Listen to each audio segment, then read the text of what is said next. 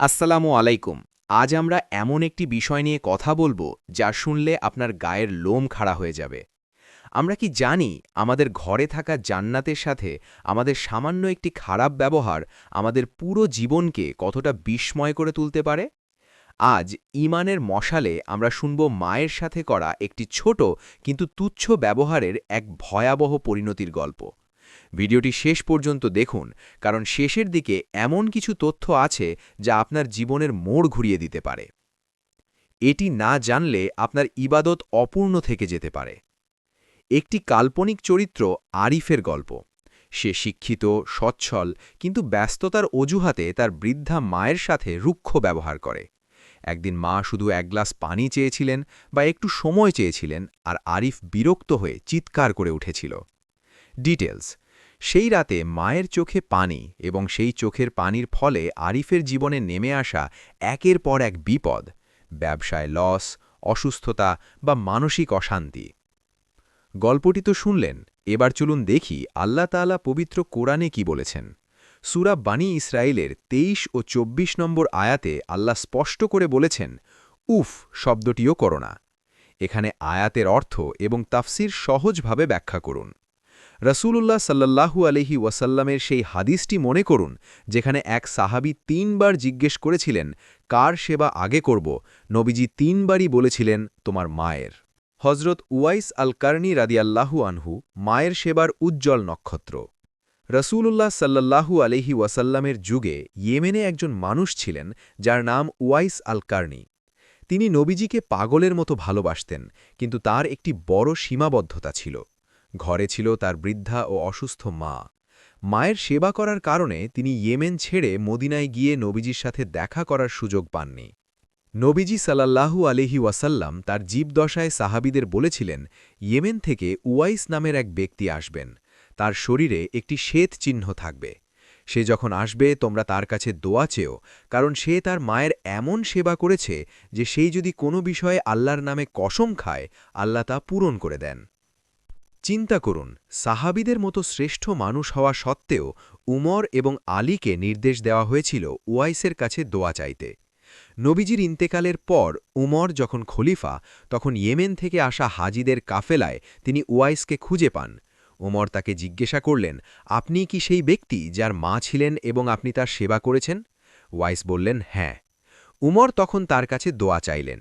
নবীজি তাকে খায়রুত তাবিঈন বা তাবিঈদের মধ্যে শ্রেষ্ঠ উপাধি দিয়েছিলেন।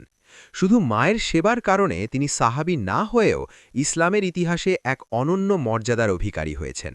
এটিই হল মায়ের সেবার শক্তি। এবার শুনুন এর বিপরীত এক করুণ এবং ভয়াবহ ঘটনা।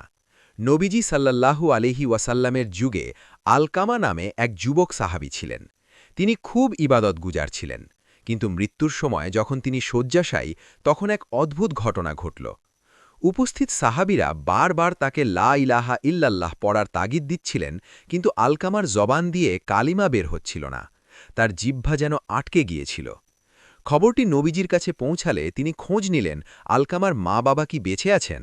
জানা গেল তার বৃদ্ধা মা বেঁচে আছেন, কিন্তু তিনি আলকামার উপর ভীষণ অসন্তুষ্ট, কারণ আলকামা তার স্ত্রীর কথা শুনতে গিয়ে মাকে অবহেলা করতেন। নবীজি আলকামার মাকে ডেকে পাঠালেন এবং বললেন তাকে ক্ষমা করে দিতে, কিন্তু মা এতটাই কষ্ট পেয়েছিলেন যে তিনি ক্ষমা করতে রাজি হচ্ছিলেন না।